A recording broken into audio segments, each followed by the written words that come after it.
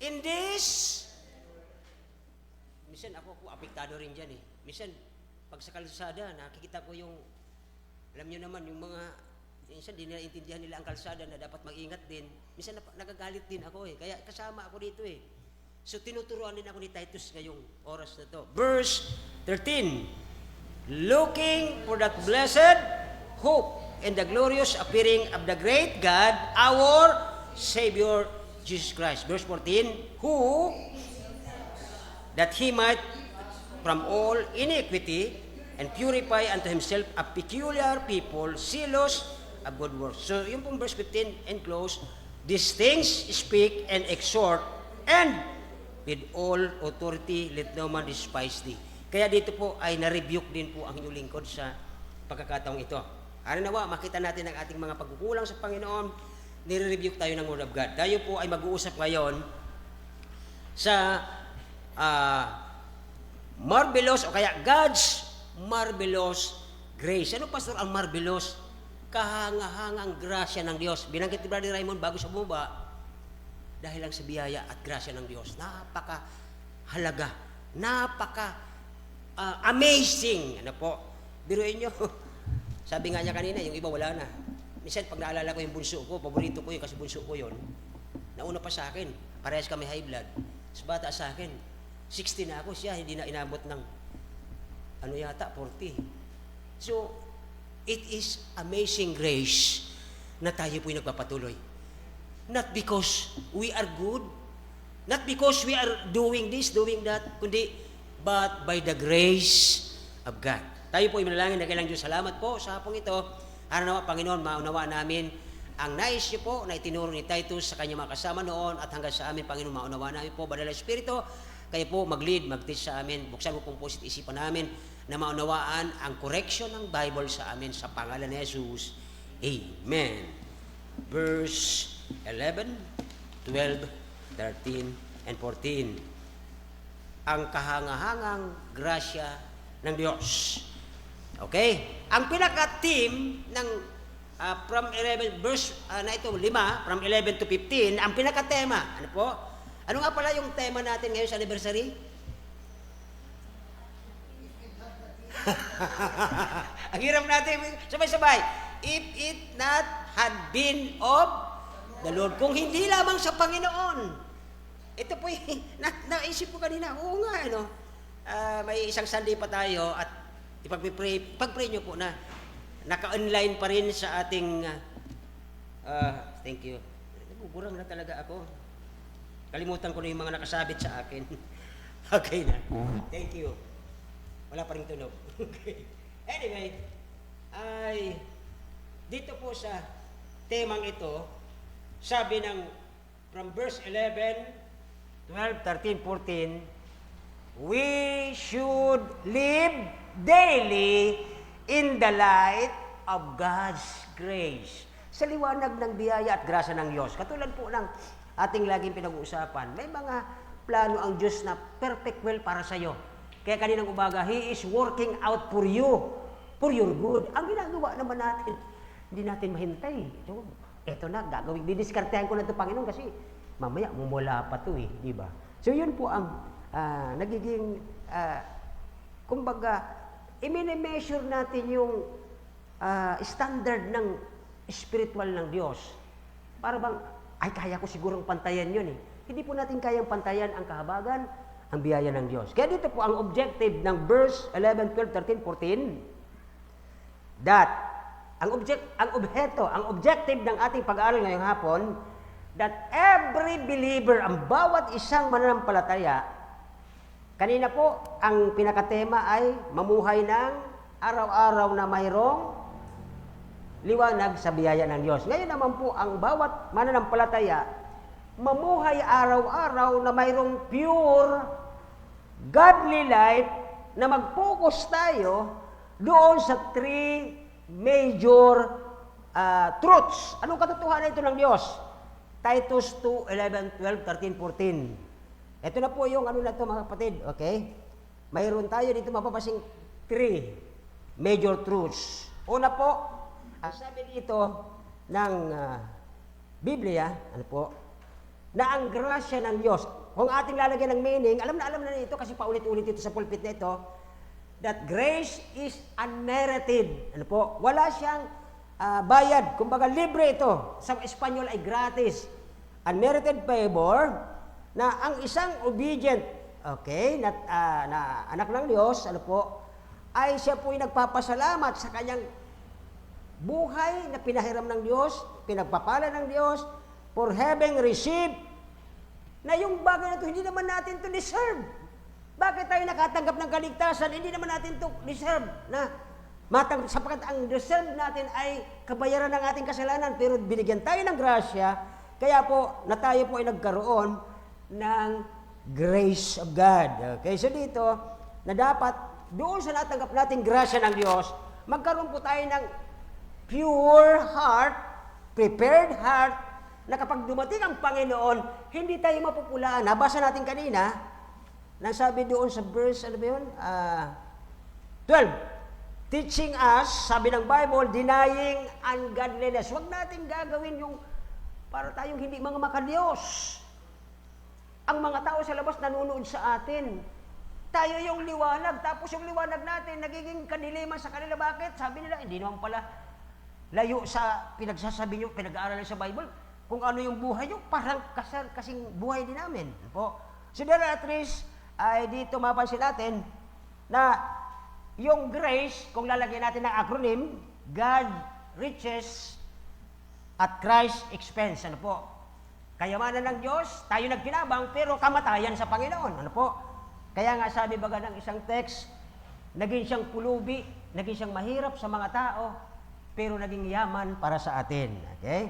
So, dito po ang grasya kay Kristo ay isang saving grace na nagsasuggest na si Hesus Kristo po ay nag-sacrifice, that grace suggested by Christ, sovereign grace implied by the Lord, and satisfying grace, yung word na makikita natin dito ay yung our sin was forgiven, kaya ang grace ay napunta sa atin. Okay, so dito po, God's grace is the active favor bestowed from the greatest affection of those who have deserved the greatest punishment.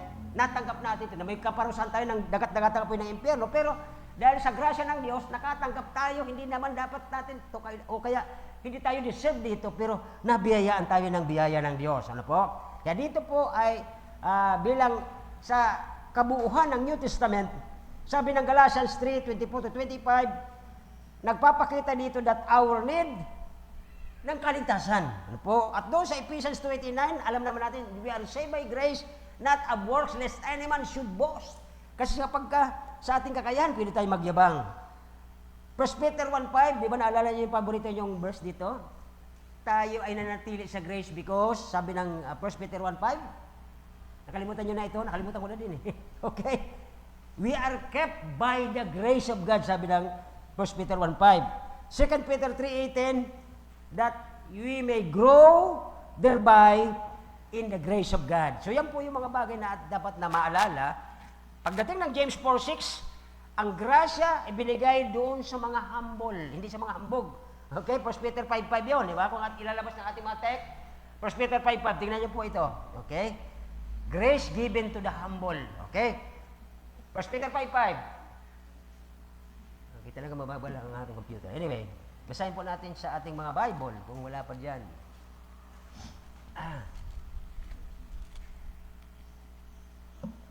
Ayun, okay? Ngayon naman kayong mga kabataan. Bakit kabataan na naman? Kami na naman, sabi ng mga kabataan. Hindi ko po ito sinasadya. Hindi ko nga solado yung verse eh. Okay? Pasakop kayo sa... Minsan mga kapatid, hindi ito totoo ngayon sa panahon natin. Bakit po? Ultimo yung pastor pag nagpipreach, hindi nila pinapakinggan eh. Tapos sasabihin niyo ito, i-memorize niyo ito, parang hindi angkop. Nung ako po ay nanligaw si Sister Emma at nakasal kami, never kong tinawag na tatay o biyanan o papa si Pastor Dara. You know what?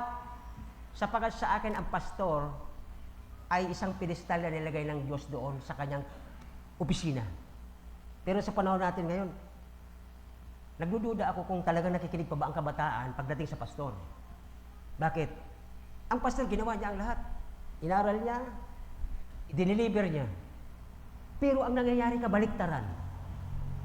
Mayroon akong mga kayang people dito, mga kapatid. Kaya ito, mag-isip kayo, mga kabataan. Kasi ito yung verse eh. Kinausap ko, ikaw, ready ka na ba dyan? Tandaan mo, nag-aaral ka pa. Ito sabi niya, ayaw silang pasakop eh. Kaya ngayon, namamayagpag pa, nag-picture pa. Hindi ito, ano ngayon eh. Parang hindi na ito ngayon umuubra.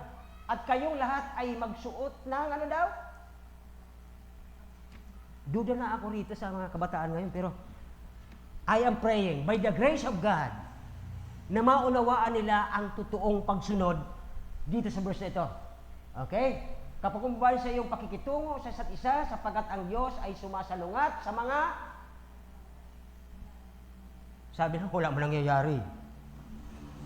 Lugi ka, pastor. Wala naman sinasabi mo, nang ano ka lang siguro, kaya ka lang nagsasalita ng ganyan kasi. Pero tandaan natin ito, okay? Ang Diyos ay sumasalungat sa mga pangunit, nagbibigay siya ng biyaya sa mga nagpapakumbaba. Kaya po may grace.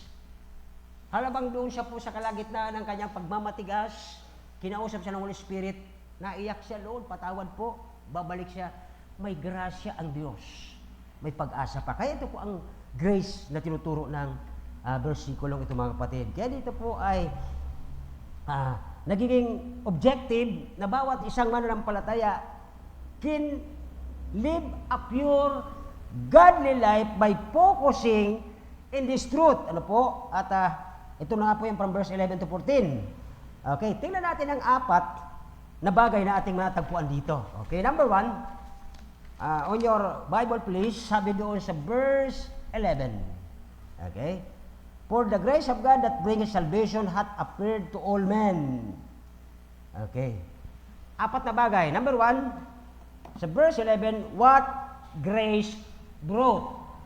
Okay, dinala. Ano ang dinala ng grace? B-R-O-U-G-T-H. Number 2, verse 12. What grace? Ano kayo susunod? Tingnan natin po ang verse 12. Basahin natin. Teaching us, denying ungodliness, worldly lust, we should live soberly, righteously, godly, in this present. Okay?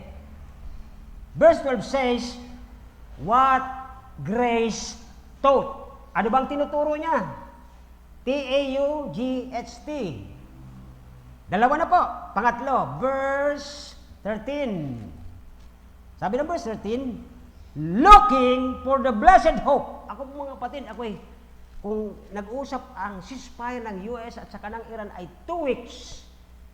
So after ng ceasefire, mayroon kaming kamag-anak na sundalo at dito sa Kamsuri siya, nag-ceasefire na noon si Digong, si Presidente Digong nung araw, eksakto alas 12, ceasefire na. Yung mga kaaway, hindi nila tinanggal yung landmine. Siyempre, pauwi na yung mga sundalo natin, natrap doon. Kung hindi ba naman sila mga traidor, ang tawag po doon. Kaya nag-ceasefire, okay? Nag-ceasefire. Tapos na. Dapat tinanggalan na pag nag-ceasefire. Alisin na. Now, dito po ang sabi ng verse, we should live godly. Ay, yes, hindi naman sila mga makadiyos. Mga ungodly sila. Okay? Kaya po, tingnan natin po ang binabanggit dito sa pangatlo. Okay, sa verse 13, looking for that blessed hope. Ano po ang makikita natin? What grace wrought. Okay, ano ang ginawa? Ano ang gawain? Ano ang aspiration ng grace? Verse, last, verse, ano na tayo? 14. Okay, verse 14, sabi doon, who gave himself for us that we might redeem us from all iniquity, purity unto himself and peculiar people, zealous of good work. What grace sought. Okay? Ano ang hinahanap ng grace? Ano ang hinahanap niya sa atin? Okay? So kung ating lalagyan po ito ng counter sa ating pag-aaral ngayon, okay? Sa apat na letter A from verse 11, okay? Dito natin matusumpungan, grace has appeared. Tingnan niyo po ang verse 11. Okay? Appeared to all men. So yung mga magtuturo, pwede nyo itong gamitin. Pangalawa, verse 12, okay? Grace applied. Paano po niya applied ang verse 12? Look at verse 12. Kung paano natin i-apply, teaching us that denying ungodliness, worldly lust, we should live. So, yung grace, yung grasyang pinagkaloob ng Diyos sa atin na walang bayad, hindi tayo deserve. Dapat ang deserve natin ay impyerno, pero binago ng Diyos ang ating buhay at tayo po ay nagkaroon po ng ginagawa natin ngayon dahil sa pasasalamat, Lord, i-apply ko ang pagiging godly, righteous living, at yun po ang makita natin. And then number 3, okay? Sabi ng number 3 doon, ano ba ang dinala? What grace wrote? So, dito po, the aspiration, o ano ba ang mithiin ng grace? Okay? O tatlong A na po, ang pang-apat na A, verse 14. Okay? What grace wrote? Tingnan niyo po ang verse 14. Who gave himself for us, that he might redeem us from all iniquity and purify unto himself a peculiar people. Okay? Ito po yung hinahanap ng grasya sa atin. What grace showed? The action, okay, or the activity of grace. Ano ba ang ginawa na action dito ng Panginoon? Okay? Siya po ay hinanap niya ang grasya upang tayo ay magkinabang. So balikan na po natin ang first point natin doon po sa what grace brought. Ano bang dinala ng grasya sa ating buhay? Number 1, okay? The grace appeared in verse 11. Sabi ng John 1 and 2, verse John 1 and 2, pakilabas po sa screen.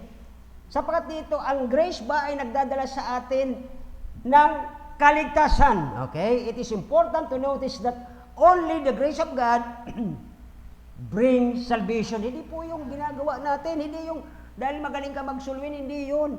Kundi ang Diyos ang nagdadala ng kaligtasan. Ang sabi ng Romans, how can they hear? Kung tayo po ay walang kabanalan, wala tayong pagpapakumbaba, at walang pagsunod, walang makakarinig kasi ayaw mo paggamit. So kaya dito po ang grace, nagdala o dinala ang grasya ng Diyos at nag-appear sa mga tao nung narinig na nagsasalita ka dyan, namigay ka ng tracts, and the grace of God appeared to all men. Pero tandaan niyo po, hindi po lahat ng tao sa buong mundo ay makakarinig. These all men are those who are elect from the foundation of the world.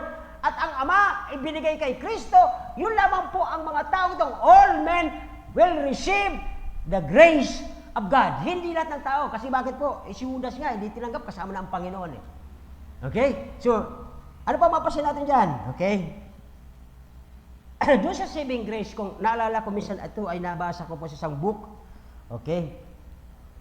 Saving grace, o nagliligtas na grasya ng Diyos, sino ba ang persona nito? Person in this grace is the grace that is Christ. Siya po ang grasya eh. Bakit? Tingnan niyo po, ipinanganak siya sa isang babae, sa isang samsaman. That is the grace na nagkaroon ng tao. Okay? Pangalawa, the purpose of this grace, bring it salvation. Ang layunin, ang purpose ng grasya, magdala ng kaligtasan. Now, paano magkakaroon ng kaligtasan? Alam ko niyo po mga kapatid, sa doctrine of sovereign grace of God, mayroon sa Bible na mababasa kayo, di ko na lang maalala, na kung ang isang tao ayaw magpagamit ng kanyang bibig para ipangaral ang Panginoon, ang sabi ng Bible, uutusan niya ang mga batong malalaki dyan sa kabundukan, pabababain niya para mangaral sa mga tao. And that is grace. Mabuti pa yung mga bato nagpapagamit. Ang mga kabataan ngayon nagpapagamit sa kanilang sarili. Ayaw makinig sa salita ng Diyos. So dito po ay medyo may kontra ang dalawang ito. Kaya dito po, the purpose of the grace is bring salvation, and pangatlo doon sa saving grace is the presence of this grace appeared to all men. Yun ang dahilan kung bakit nakakarating ang grasya sa mga tao dahil po doon sa nakarinig. At yung nakarinig pag ito po ay totoong tinawag ng Diyos from the foundation of the world, hindi yan makakatulog. Sino nakaramdam nito mga kapatid? Nung ako po'y bago maligtas dahil 3 beses ako nag-confirm, ligtas ba talaga ako? Eh bakit ginagawa ko yung kasalanan? Ayaw ng Diyos yun. So yung confirmation, kaya may narinig nagsabi na, kaya ka nagtatanong na parang hindi ka ligtas. Kasi nga, kinukonvict ka ng Holy Spirit. So that is a grace of God na yung conviction na yun, hindi yung galing sa iyo. Sino ka para magpakumbaba at makita ang kapangyarihan ng Diyos? Not only by the grace of God, doon lang natin ito makikilala. And then, pangalawa po dito mga kapatid, ay nakapaloob doon sa grace na yon. Number one, the salvation is embodied in person. Nakapaloob ito. Okay, sabi doon ng Panginoon, the person Jesus Christ, the Lord, whose name Jesus means Savior or Emmanuel sa Matthew, nang sabi, God is with us. Nakapaloob sa ating mga hinirang ng Diyos na nung tayo makakilala sa Panginoon, bago tayo makakilala, tayo patay. Binuhay tayo ng Holy Spirit at tayo nabuhay. Nakarinig tayo at nung marinig natin, na-absorb natin ang grace of God at nung tayo po ay kumilos na, naghahangad tayo with desire. Sabi ng 1 Peter 2:2, naghahangad tayo ng gatas ng salita ng Diyos para tayo lumago. Ang problema, kung bakit karamihan ay hindi lumalago, ayaw na nila ng gatas. Sabi na, sawa na ako sa kababasa ng gatas na ito. Kahit sa mga pastoro, kailangan nilang kumain. Bakit po? Wala siyang ipipreach kung hindi siya magbabasa, kung hindi siya kakain. Okay, so dito po ay, pangalawa, hindi lamang salvation is embodied, ano po, na nandoon ang Panginoon, ang Savior, ang pangalan, number 2, okay, it is a full pre-salvation. The grace provide, ano po, dito sa Ephesians 2:8, 9 and 10, for by grace you received through faith in that not of yourself, it is the gift of God, not, ano yung pang verse 10? Not a work lest anyone should boast. Thank you so much, okay? So dito po sa pangatlo, nakapaloob ito doon po sa tinatawag na the grace brought, which is grace has appeared to all men. Ito ang nakapaloob tatlong ito. Una, salvation is embodied in the person that is Jesus Christ, and it is full and pre-salvation. And number 3, it is available to all people who are called. Hindi lahat ng tao tinawag. Kaninang umaga, Romans 8, di ba? Tinawag ng mga tao at ito ay, sabi niya yon, who are called, to them who are love God and yung mga tinawag. Okay? So yun po yung dalawang yun. Kaya, imposibleng mayroon doon makapasok na apa. Okay? Nung alala ko rin si David High School pa lang, una niyang tinuro yung winnowing, di ba? Nag-ano siya sa Samuel yata yon. Ang winnow, kami pong mga farmer, imposibleng hindi ka magpalipad ng ipa pag nagpaani ka ng palay kasi i-reject yan ng bumibili. Bawat magbibenta ka ng iyong palay, dapat malinis. Pero alam nyo ngayon, sa kapanahonan natin, iba na po ang system. Po. Yung makina, diretso na sa palayan, kahit maputik niya, nag-aani siya, lumilipad na yung stock, lumilipad na po yung ipa, at diretso na siya, kahit hindi gaano malinis. Kaya ngayon, ay parang nakikita ko na, ang ganitong system, pati sa mga tao, gano'n na rin. Po, halos the same na sila. Sa katamaran, sa kamamadali, lahat ginagawa sa madalian na samantalang ang grace ng Panginoon ay hindi po yan nadadaan sa madalian. Sapagkat ito, naging available man ito sa mga taong tinawag lang ng Diyos, na nagmamahal sa Diyos kasi kaya tinawag sila. Dahil po ito ay, sabi ng Romans chapter 10, 12 to 13, okay, nagpapakita dito that grace brought it to embodied, nakahalo doon sa loob, ang full, free, and available to everybody na mayroong panawagan ng Diyos. Okay? Hindi po kasi lahat tinawag. Kasi kung lahat sasabihin natin, yung John 3:16, for God so loved the world, that kind of world. Di ba? Yung world of elect, yun, hindi yung world nung panahon ng Espanyol, panahon ng 1700s, kanya-kanyang panahon yan eh. Di ba? Nung panahon namin ay trumpo ang laruan. Ngayon, iba na eh, yung umiikot sa planggaan. Panahon nila David yun eh. Okay, ngayon iba, di ba? Yan, that is world. World yun. Okay. 1945, anong world yun? Panahon ng gyera, di ba? So yun po ang tinatawag ng world sa John 3:16. Hindi yung tinasabing lahat ng tao ay pinananawagan ng Diyos. Yun ang talaga gusto ng Diyos. To asward, gusto niya maligtas. Kaya lang, yung pong kanilang puso ay tikom. Wala siyang grasya na siya po ay magtatanggap ng grasyang libre sapagkat sila po ay hindi kasama doon sa mga hinirang ng Diyos. Sila po lang simpleng paliwanag. Sabihin ng iba, bakit kasi mayroong pinipili ang Diyos? Ano ba? Bakit? Ikaw ba ang dapat matuwa? Ito'y for His glory, not for us. Tama? Ang Diyos ang masusunod, hindi tayo. Okay? So number 2, ano naman ang itinuro ng grace? Bakit ito po ay kailangang i-apply? Ngayon, kung ikaw alam mo ang grasya ng Diyos, alam mo ang mga nakapaloob sa grasya, ang standard ng Bible tungkol sa grace, dapat ba nating apply? Hindi. Sabi po ng verse 12, balikan na po natin, teaching us that. Okay, yung grasya na itinuro sa atin ng verse 12, okay, ang word ng teaching ay ibig sabihin rendered na training. Kumbaga, pag nabasa niyo ito dito sa verse 12 na teaching us that, kung ipinalalagay natin na ito ay training us that, or disciplining us, dinidisiplina tayo, take note mga kapatid, sa verse 12, many people, nag-iisip sila that salvation is just a matter of having, napatawad ako ng kasalanan ko, kaya ito na ang ibig sabihin ng kaligtasan. Hindi po ganun ang kaligtasan. Sapagkat ang kaligtasan, hindi lang nakatagpa ka ng bagong buhay kay Kristo, kundi the grace save us, goes on to sanctify us into ways.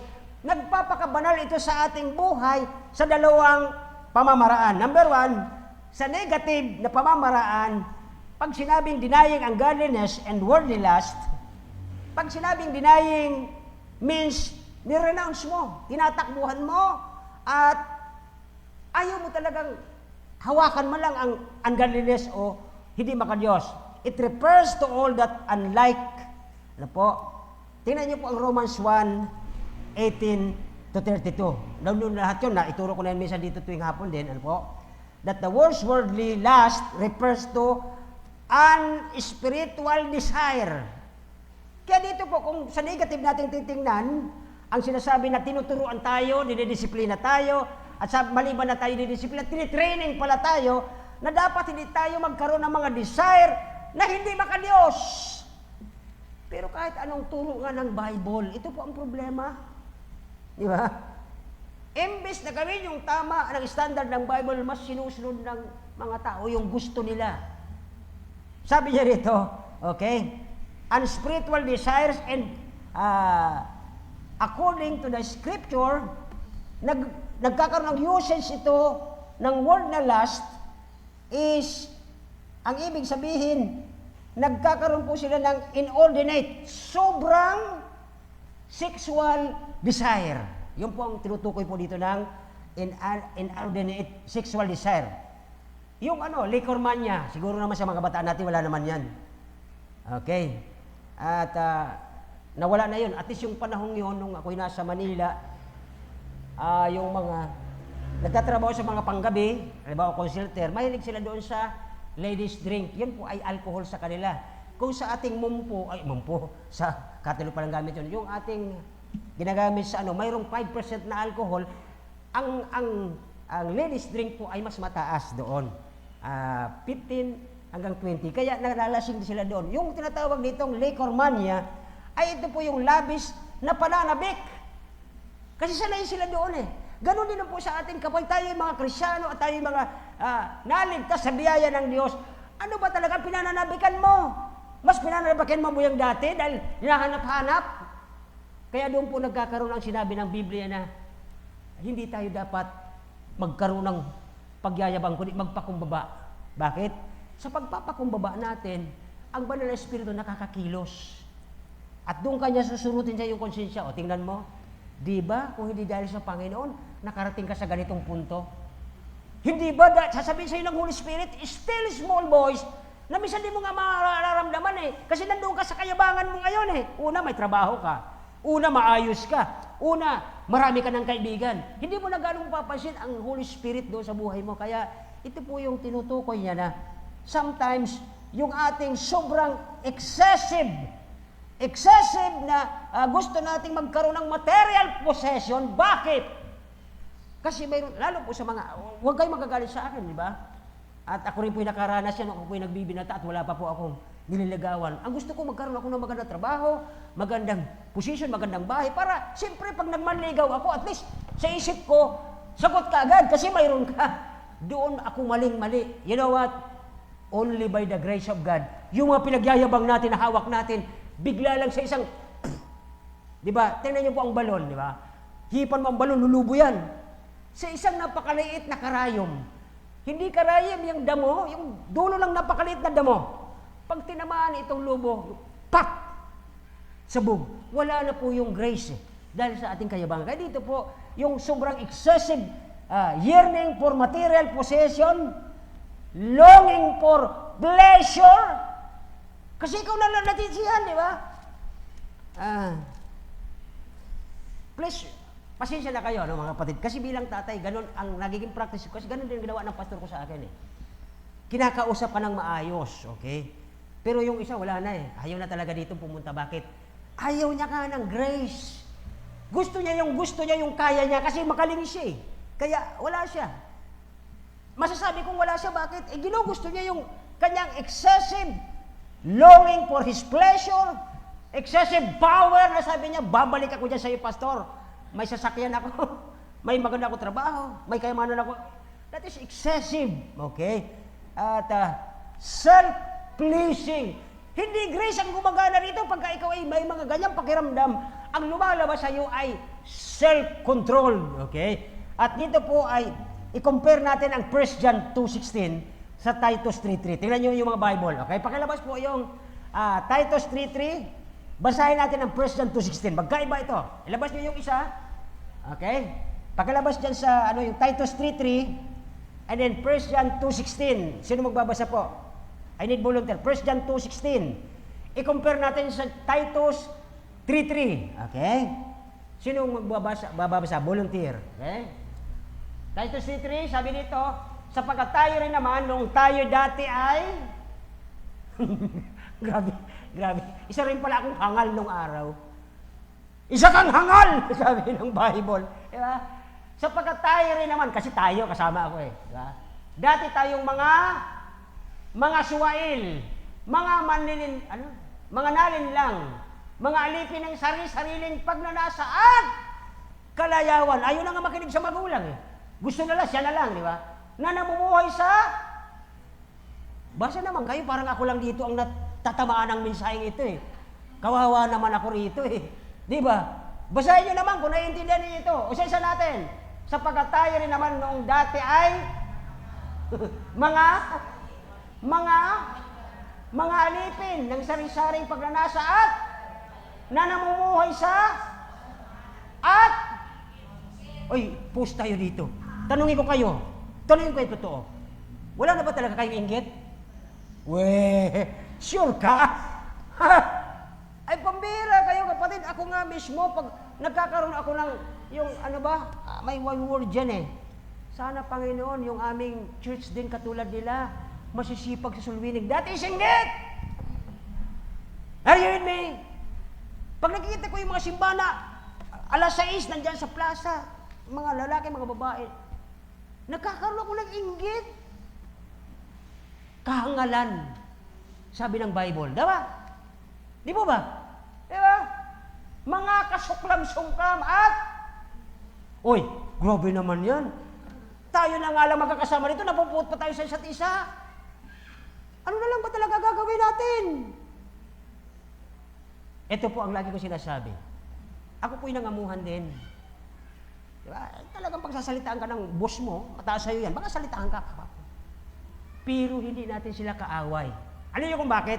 Unsaved yun, ha? Unsaved yun.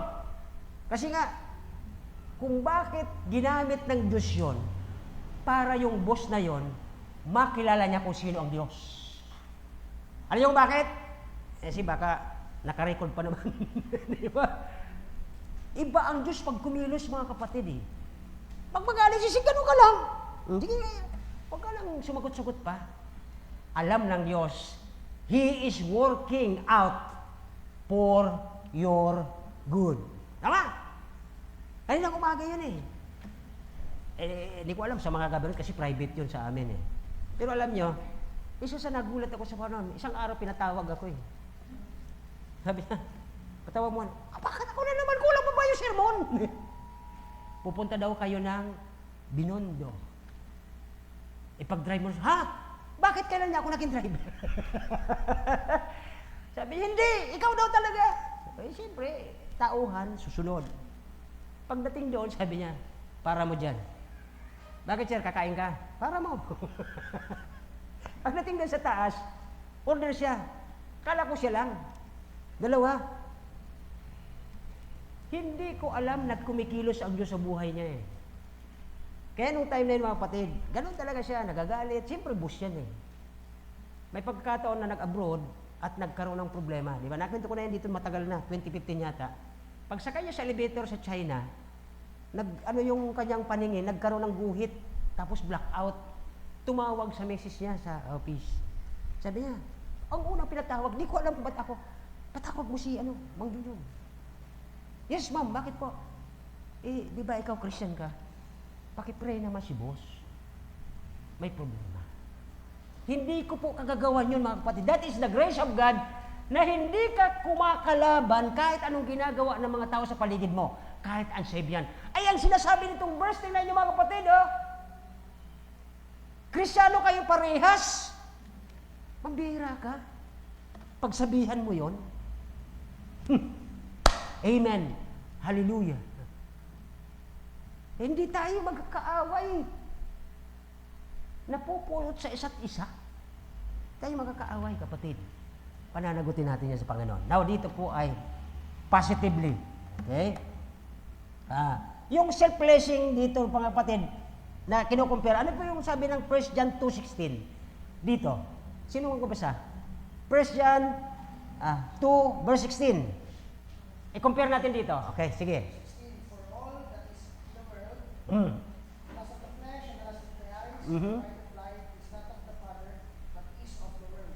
Is not of the Father. Kapag ka pala ginagawa natin yung lust of the eyes, lust of the flesh, and the pride of life, is not of the Father.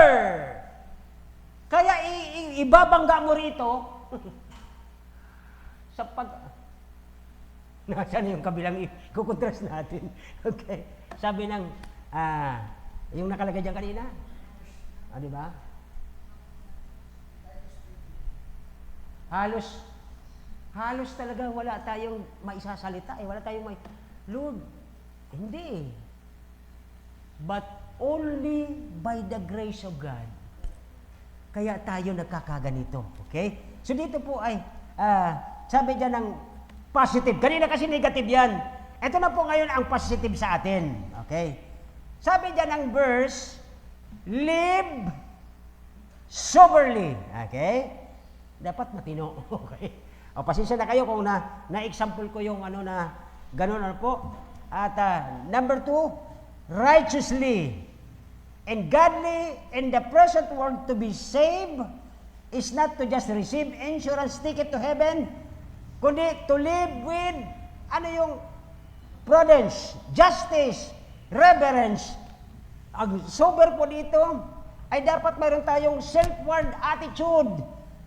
Masasaktan ko ba siya mabuti? Ito pang mga kapatid, nakakahiya eh. Naka-live kasi yan. Tingnan niyo po yung Rotary. May 4-way test sila. Number 1, ito bang gagawin ko nakakasama sa lahat? Mabuti pa itong mga unsaved eh. Samantalang tayo, anong ginagawa natin sa ating sarili? Banat tayo ng banat. Hindi natin napapansin, sakit tayo ng iba. Di po ba? Lagi natin alala na only by the grace. Kung hindi sa grasya ng Diyos, baka mas matagal na akong naunang nawala kaysa sa Kanya. Okay? So dito po ay, with our self-worth attitude, makasariling sa loobin. At mayroon po tayong manward attitude, yung selfish natin. Okay? Ano pa mapasin natin dito? Godly or Godward attitude. Ito po yung sa loobin natin. Hindi kasi ito narinig sa labas. Sa loobin ng puso natin, na ito'y nakatuon doon sa Diyos. Lord, sabi ni David, if I regard iniquity in my heart, alam ko hindi ka makikinig, Lord. Sana ma-apply ko sa aking kapwa, sa aking kapatid, ang grasya na natanggap naming walang bayad Na-deserve namin ang impyerong kaparusahan. Pero nawala kami nun because of the grace of God. Sana hindi ko po masaktan ng aking kapwa. Well, sabi ko sa inyo nakaraang preaching ko nung hapon, kung pasensya kayo, kung may nabanggit ako na sa mamaloob ninyo, pasensya na po. But the grace of God, makita natin that God is so gracious na kung alimbawa, kung katulad natin ng ugali ng Diyos na pikon, ay ubus tayo eh. So dito po ay number 3, tingnan natin, ano po naman po ang ginawa? What grace wrote to us? What is the aspiration of the grace? Ano ba mithiin ng grace sa atin? Verse 13. Okay, sabi ng verse 13, looking for that blessed hope. Okay, ano ba ang dala ng grasya sa atin? It give us the blessed hope. Kayo po ba hanggang ngayon naghihintay pa sa blessed hope? Parang hindi na eh. Ang binabantay natin ngayon araw-araw, alam nyo, pagbaba ng krudo, pagbaba ng presyo ng bigas, pagbaba ng presyo ng itlog. Hindi na po yung blessed hope. Amen. Napansin nyo ba yon? Siguro hindi lang ako nakapansin. Nakatutok ako, ano nang update? Hindi na blessed hope. Parang, Lord, wag mo nang dumating. May crisis ang Pilipinas. Ang grasya ng Diyos, okay, ito po yung aspiration ng grace. What grace wrote to us? Ano ang ginawa ng grace sa atin?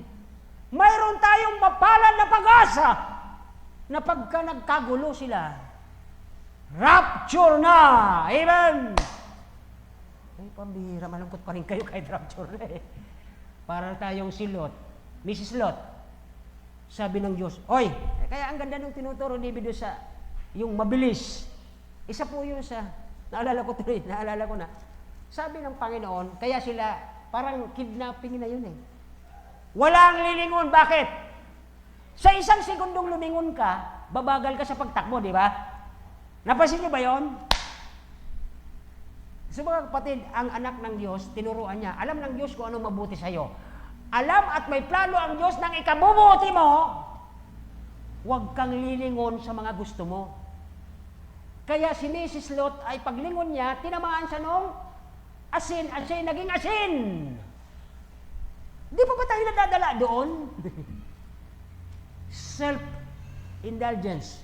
Yung kanyang kita, sabi niya, I believe, na si Mrs. Lot maraming pautang. Saan ko nakuha yung ideyang yon? Sobrang yaman na mag-asawa.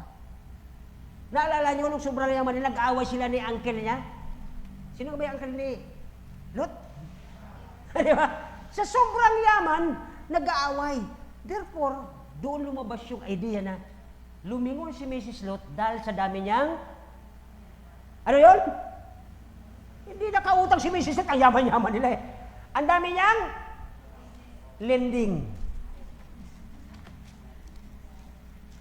Ba't kayo tatahimik? Hindi maganda ang lending. Tama sana yun kung makakatulong. Pero parang ano din yan eh. Alam mo naman itong ano. Kaya mayroon po yan sa Corinthians. Ayaw ko muna magturo niyan kasi baka magalit kayo sa akin. Bakit kami pang anong, ay pastor, pinipersonal niyo. Pati ba naman yung kabuhayan namin? Pero hindi po yun tama sa Bible. Yung magpatubo ka ng 1, 2, 3%, pinagbabawal sa Bible yun eh. Bawal yun. Eh lalo na yung nauso yung 5 to grabe yun. Hayag-hayagan na pinagbawal yun sa Biblia. Okay? Kaya dito po, ano ba ang dinala? Ano ang gawa ng ano sa atin? O, tama-tama lang po ang oras. Matatapos na po ako. Tapos na ito eh. Okay? Ano ang dinala? What grace wrote to us, it is the glorious appearing as a groom. By the way, sino po ba ang nobya? Kung si Kristo ang nobyo, sino ang nobya? Di ba tayo? Kaya lang, ano po ang ginagawa ng nobya ngayon? Parang hindi niya inaasahan na may darating siyang nobyo. Lagpas, ay, mapupunta na naman kung saan. Di ba? Hindi yun doon eh. So ito, ang sabi dito, what is the grace wrote to us? It gave us blessed hope. Okay. Ano ang blessed hope ng isang Kristyano? It is the personal return na ang nobyo ay darating at yung nobya ay naghahanda. Kasi doon po sa Jewish custom, na kapag nakabetrothal na, nagligaw na yung lalaki, nagpiprepare na siya ng kanyang bahay. At sa gabi, take us note, sa gabi ay pupunta siya. Matthew chapter 25. Diba, nung dumating, ang nobyo, yung mga virgins ay hindi handa. Okay? Mayroong walang oil, lahat naman sila nakatulog. Anyway, parang naalala ko yung John 14:1-3. Let not your heart believe in God, believe also in me, in my, diba, kaya siya umalis, kasi nagpe-prepare siya sa kanyang nobyang church. Naghihintay pa po ba tayo roon? Parang hindi na eh. Bakit? Focus na tayo sa mga yung nagbibigay sa atin ng attitude, nagbibigay sa atin kasiyahan, ng pleasure, nagiging self-contented pleasure na tayo. Hindi na tayo nagkakaroon ng parang may pag-asa. Pagka naglalakad tayo sa palengke, binati ka ng kakapitbahay mo, good morning po. Good morning. Parang wala kang blessed hope. Kasi bakit? Punong-puno ka ng mga bagay sa mundo. Hindi na ang ating mga pananaw nakatiyon doon sa darating. Mayroong kapitbahay ka, oy, kumusta? Ngayon na tayo nagkita. Oy, so what? Kung tayo nagkita. Wala nang pag-asa. Kaya sasabihin ng mga kaibigan mo, sinong pinagpapara-stay mo dyan? Linggo-linggo nagdiyan ka. Nag-a-attend ka dyan. Ano naman ang pag-asa mo? Wala. So dito po ay, number 1, that is the blessed hope. Okay? Number 2, ito po yung confident tayo. Tiwala tayong darating siya. You know what? Sapagkat siya ang nobyo, naghihintay lang ang nobya. Kaya dapat tayo i-pure. Ano ibig sabihin ng pure?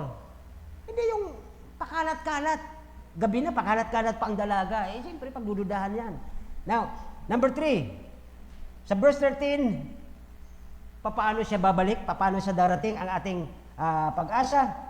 First, doon sa Thessalonians, di ba, chapter 4, 16-17, it means of rapture. Wala po rapture sa Bible, kundi yung aagawin tayo sa alapaap. Sa isang kasapmata, tayo po ay aalis, at maraming text yan. Now, ang pangatlo dito ay ang saan ba tayo tumitingin? Nandun yung mga sign, okay? Tapos na yung sign, dalawa na lang pong S ang natitira. The shout and the sound. Ito na yun, daming naglalabas ng mga bagong prophecy.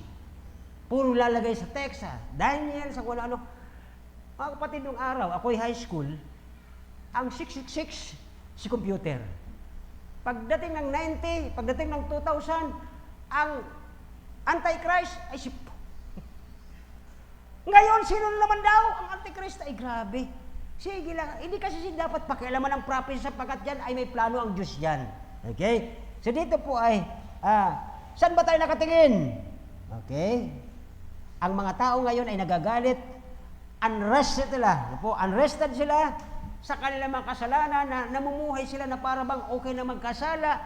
Hindi na sila po nag-a-anticipate ng pagbabalik ng kanilang nobyo bilang church. At we are looking, samantalang tayo, sabi ng Luke 21 verse 28, ay tayo naghihintay sa kanyang pagbabalik. Luke 21:28, kung ating titingnan. Okay, Luke 21:28. Kapag nagsimulang mangyari ang mga bagay na ito, ano sabi ng Bible? Ang inyong mga ulo, sapagkat your redemption draweth nigh. Paano tayo maisasabay kung ang ating mga ulo na kayo ko dahil sa daming iniisip mo sa iyong plano? Career, anong gusto mo maging possession? Hindi na tayo makakatingin yan sa taas, kundi nakapokus na tayo sa mga panglupa. Well, lahat naman niya pinangako ng Diyos eh. Huwag kayo mag-alala dyan para sa bukas. Hayaan mo ang bukas mag-alala para sa Kanya. Tingnan mo yung mga ibon, pinakakain niya, hindi naman sila nagtatanim. Tingnan mo mga lili. Kaya lang mga kapatid, talagang ang tao ay tao. crooked mag-isip. Hindi, gusto kong gawin to eh. Gusto kong mag-isip it. Ano ng pangako ng Diyos? Number 4. Okay? At verse 14. Sabi ng verse 14, who gave himself for us that he might redeem us from all our iniquity. Sabi po ng verse 4 o 14, okay? Ano ba ang hinahanap ng grace? Okay? What grace sought. Ano ang kanyang hinahanap? Ang hinahanap sa atin ng grasya ng Diyos. Okay? Ang ating action. Mag-action tayo, mga kapatid. Huwag tayong katulad ng mga virgins tulog. Huwag tayong katulad ng mga disciple, nag-pray ang Panginoon. Pagbalik niya, tulog lahat. Kahit yung kanyang 3-inner circle, tulog sila. Sabi ng Panginoon, di ba kayo makakatis 30 minutes? Well, tanungin ko po kayo, nakapag-pray pa po ba kayo ng alas 4? Hallelujah! Purihin po ang Diyos. Sapagkat sa amin po mga may sakit, talagang gigising kami ng maaga.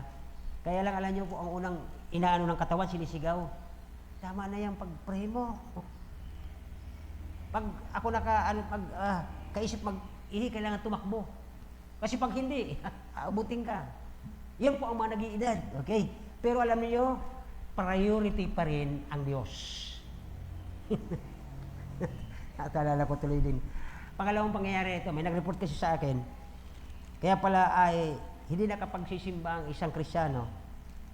Mayroon siyang ginawa previous at pag-araw na ng linggo na kailangan na siya ng Diyos, di na siya makaka-attend. Pagod na siya, may ginawa siya beforehand. Sabi ko pa ulit-ulit lang to eh. Parang nakita ko na to nung ako'y bata pa eh.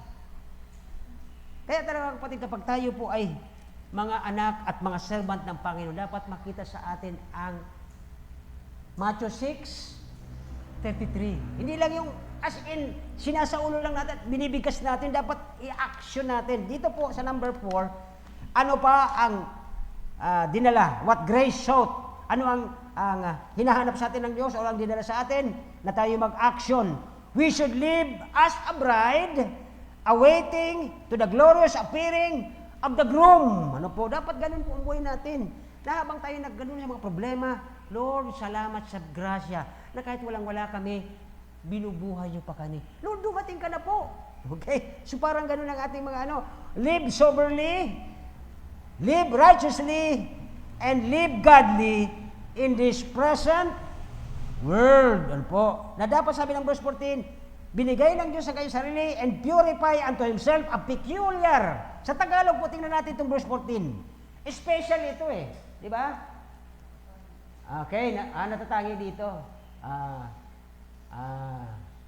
Sambayanang pag-aari niya na masigasig sa mabubuting. Hindi ako dyan sakop eh. Hindi rin ako masigasig eh. Tama sa akin ang message na ito. Lord, thank you po sa reminder. Thank you po sa reprimand. Kaya dito po bilang sabi sa atin ay mag-action tayo. There are at least 10. Isa-isa natin. It means, sabi ng verse 14, tayo po ay hiniwalay niya doon sa marumi, inilagay tayo doon sa malinis, nilinis ang buhay natin. We are set apart, a people of different people. Kaiba tayo sa kanila, hindi dapat tayo mamuhay na katulad nila. That's number 2. Number 3, people of His very own. Pag-aari tayo ng Diyos, hindi tayo pag-aari ni Satanas. Kaya huwag tayong gagawa nung gawain niya. Okay, number 4, na dito po, this surely marvelous, kahanga-hanga ang ginagawa ng grasya sa buhay natin. Number 5, that the Lord should seek us because, bakit tayo hanapin ng Diyos? Pang-6, He wanted us for Himself. Kasi binayaran tayo, pag-aari tayo niya eh. 2 beses. Kantang ito eh. At dito po, this is why Jesus namatay. Number 8, that He might redeem us from the iniquity of them, Pangnisiyam, that He might purify unto Himself. O, kita niyo po mga kapatid, alam ng Diyos na talaga hindi tayo pure. Nagkakasala, nagkakamali, nagkukulang. Sa pangsiyam natin that He might purify unto Himself a peculiar, special people tayo ng Diyos. Number 10, ito na po yung sinasabi niya sa panghuli. Diba? Yung masigasig, zealous. Pag binanghay mo po ang zealous, matitira ang zeal. Ang mga Navy SEAL, lagi kong binabigay sa pulpit ko sapagat yun dapat ang gawain natin. Ang isang Navy SEAL, pag mayroong mission, halimbawa yun ay kukunin niya ang isang na-trap doon na kasamahan niya kaaway, tayo po ay mga sundalo ng Diyos. Mayroong na-trap ng kaaway ni Satanas na makasalanan, hindi niya alam kung paano, mission natin sila. Zealous tayo na kahit doon sa ating bilang sundalo tayo sa ating paggapang para ma-mission, makuha natin, matapunan man lang natin sila ng lifeline, matapunan natin sila ng salbabido para sa malunod sa kasalanan ng mundo, ay mayroon tayong dadaan habang tayo gumagapang, tayo ay mga zeal o mga Navy SEAL, kung baga sa totoong buhay, may magagapangan tayong landmine, sabog ka, putol ang paa mo. Pero dahil ang zeal mo, zealous ka, kahit putol ang paa mo, tutuloy ka.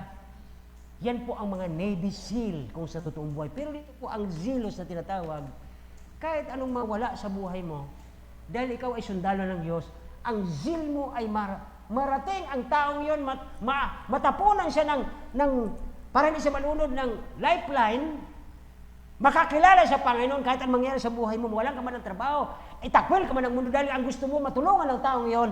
That is the zealous work of a peculiar, special people of God.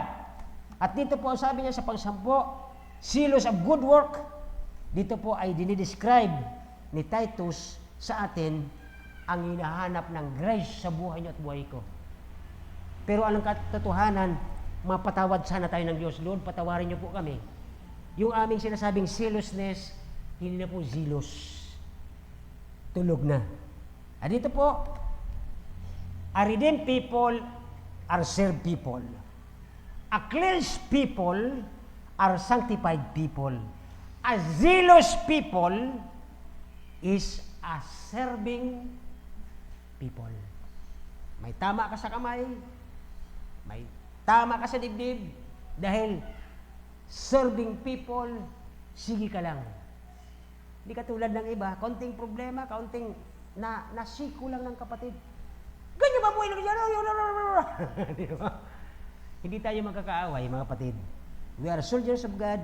Kaya dito po, now, sa pang-apat, take action.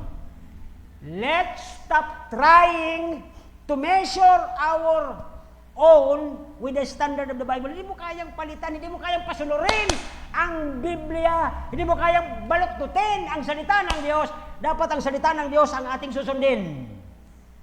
Live in God's grace. Gawin natin na ang ating laging motivation, ang laging motor na umiikot sa puso natin, na sa ating pananaw, ay ang buhay na malinis, live righteously. Ano pa ba yung isa? Live. Okay, so expect the groom. Habang siya po ay dumarating, may kakayahan pa tayong gumawa. Expect na darating siya, at pagdating niya, dapat chase tayo. Wala sa ating makikitang karumihan, pagtataksil sa ating Panginoon. Harinawa po, may natutunan kayo sa apat na ginawa ng grace. That is God's marvelous grace na ginawa sa atin. What grace brought us? Number 2, what grace taught us? Number 3, what grace wrote us? And number 4, what grace showed us? Take action. Darating na siya, mga kapatid. Itong sinspire na ito, di natin alam kung may magta-traitor sa kanila sa isa't isa. At darating ang nobyo, sana take action. Yung simpleng kapitbahay mo, yung simpleng batang walang kamuang-muang, pintuan mo. Baka yun ang iniintay ng Panginoon na siya'y babalik na. Tayo pa yung magsitayo. Harnawa, maging hamon sa atin ngayong gabi ang ginawa ng grace. Last is take action. Kung ayaw na makinig sa pastor, no problem. Ang Panginoon na po bahala sa kanila. Let's pray. Dakilang Diyos, alam namin na parating ka na po. Tapos na ang mga signs, only the two S, the sound and the shout ang aming hinihintay. Alam namin, Panginoon, babalikan mo kami dahil kami ay iyong pinili na iyong magiging bride. Lord, halinawa ang aming pananaw, ang nagbibigay sa amin ng encouragement, ang nagbibigay sa amin ng motor para kami maging dynamic, para kami ay maging mga zelo sa gawain, walang iba ang iyong grace na aming natanggap ng walang bayad. Hindi kami karapat-dapat na tumanggap ng pero dahil sa iyong biyaya at habag, nagkaroon kami ng grasya. Lord, sana po mag-action kami ngayong gabi, bago bukas, hindi naman makaharap namin, makausap namin, maging ang aming mga anak, ituro namin, babalik ka na, darating ka na, harinawa, mamuhay kami na may kabanalan, mabuhay kami ng malinis sa iyong mga mata, at pure and chaste na biging nobya mo, Panginoon, bilang simbahan. Habang po na kayo ko, nakapikit ating mga mata, ngayong naintindihan mo ang apat na ginawa ng grace sa atin, ang panghuli dapat, wag natin makalimutan, take action. Mag-action tayo. Kung tayo ba'y nakatulog, gumising ka na. Baguhin na natin ang lifestyle. Kung sakali man nagpaplano ka para sa sarili, unahin mo ang Panginoon because all things will be added unto you sa pagdating ng tamang panahon. Gusto mo bang mag-action ngayon sa ating pang-apat? What grace wrote us? Take action. Huwag tayong katulad ng iba, natutulog, walang pakialam, darating ng Panginoon, at maraming tao ang mapapahamak kung di tayo mag-a-action. Bilang zelo sa kanyang gawain, the seal na nagpapatakbo sa ating buhay ay ang grace. Halinawa, kahabagan tayo ng ating Panginoon. Dakilang Diyos, salamat po sa napakagandang mensahe ngayon. 4 lamang pero napakayaman. At ang panghuli, Panginoon, halinawa, kumilos kami, hindi kami magpabaya, hindi kami tutulog-tulog, na habang papabalik ka na, abutan mo kami doon sa aming pagiging tulog, wala kami nagagawa. Bigyan niyo kami ng grasya, Panginoon, na kami kumilos. At ang grasyang ito magpakilos, maging motor ng aming buhay, na kami ay mag-focus, na unahin ka sa lahat ng bagay, at ang lahat ng bagay dadagdag mo na lang. Lord, magmula sa aking family hanggang sa kalititang umatin ng simbang ito, sa bilang katawan mo, bilang nobya mo, mag-action po kami bago maging huli ang lahat. Salamat, O Diyos, sa grasya. Salamat sa banal na Espiritu na nagtutulong. Salamat sa Diyos na bigyan kaligtasan. Salamat kay Kristo ng sakripisyo. Sa pangalan ni Jesus. Amen and amen. God bless you all.